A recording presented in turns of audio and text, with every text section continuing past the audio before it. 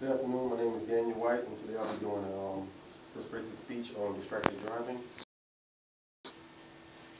Alright, this is the outline we're going to cover today. We're going to go over opening statement, definition of distracted driving, go over some key facts and statistics regarding distraction while driving, go over real life testimonial, do a summary recap, and a closing statement.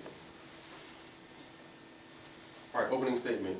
Every year, the automobile makers generate or make these new models with all these nice revolutionary gadgets, buttons, gizmos, things that will help you or entertain you while you're driving. Even though all these things are nice, they can also be real dangerous. And that also bodes well for cell phone use as well while driving.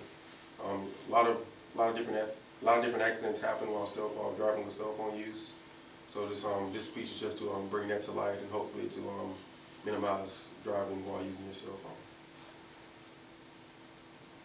Alright, definition of distracted driving is any activity that could divert a person's attention away from the primary task of driving. All distractions endanger driver, passenger, and bystander. So, I mean, just because you choose to use your cell phone while driving, it doesn't just only affect you. It affects the passengers that you have in the car with you, people who are on the road with you, and also any pedestrians that could be walking in the roads that you're using. So it's very important that you limit your distractions while you're driving. Alright, some examples are texting while driving, of course using the cell phone, eating or drinking, talking to passengers while driving, grooming, reading, including maps or atlases, trying to find directions, using navigational systems, watching a video, or adjusting your radio, CD player, or MP3 player. We all do these things every day, and they all distract us from driving, but we should really focus on the task at hand, which is driving, because it's very important. A lot of accidents happen every day from driving while distracted. The best way to end distracted driving is to educate all Americans about the danger it possesses. And if you don't think that this is a danger, I have a few stats that I would like to show you, as well as a testimonial that shows that this is a real life situation that we're going through here, and we really need to crack down on it. I got all of my statistics from the distraction.gov website from the U.S. Department of Transportation. And here's a key stat that really jumped to mind for me. Sending or receiving a text takes a driver's eyes from the road for an average of 4.6 seconds. The equivalent at 55 miles an hour of driving the length of an entire football field blind. So can you imagine you being on the interstate and this guy in the red Mustang ahead of you is driving, but he got his eyes glued to the cell phone at the same time. So this is a real scary statistic, but it happens hundreds if not thousands of times every day. Another stat also from driving website is driving while using a cell phone reduces the amount of brain activity associated with driving by 37%. In other words, your brain doesn't function as effectively when you're using the cell phone and driving at the same time.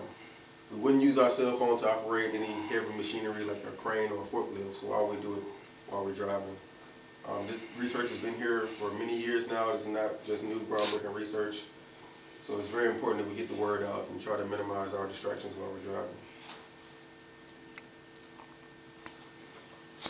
This line graph illustrates how fatalities involving non-alcohol have increased over the past 15 years, in contrast to fatalities involving somebody being under the influence of alcohol. As you can see, from 1982 to 2007, the fatalities with BAC levels above the legal limit have dropped down to about 33%, and fatalities involving no alcohol at all, which includes distracted while driving, has increased to about over 60%. So it's very important that we crack down on this and we get the word out and let everybody know they need to focus on driving and not be distracted while driving. Alright, real life testimonial. On July 17, 2009, 20-year-old Casey Feldman was struck and killed by a distracted driver as she crossed the street in Ocean City, New Jersey. The driver only took his eyes off the road for about 2 to 3 seconds, and he didn't see her. She came out of nowhere, and he hit her and killed her instantly. Her death triggered many family and friends to be more cautious and focused while driving. And to honor her death, they vowed to eliminate distractions while they were behind the wheel. This is a real life incident that happened to them, and it really went home. It took home to them. And so they try to vow and get the word out to let everyone know that we really need to be focused while we're driving.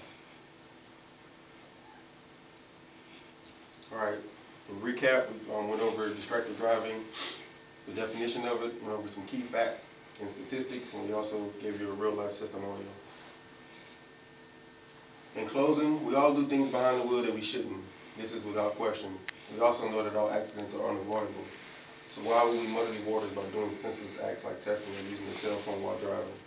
If we all took a good look in the mirror and challenged ourselves to be more cautious behind the wheel, we could make the roads a little safer for all of us. In order to save lives on the road, it is critical that we eliminate cell phone use.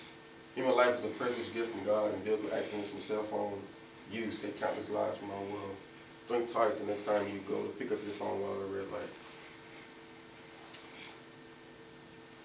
These are my sources. Mainly, the biggest source was the distracted driving from the U.S. Department of Transportation website, and also have the ones from the National Safety Council and an article from the New York Times.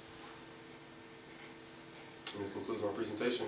Hope you learned something. I hope you think twice when you're driving and using your cell phone. Have a great day.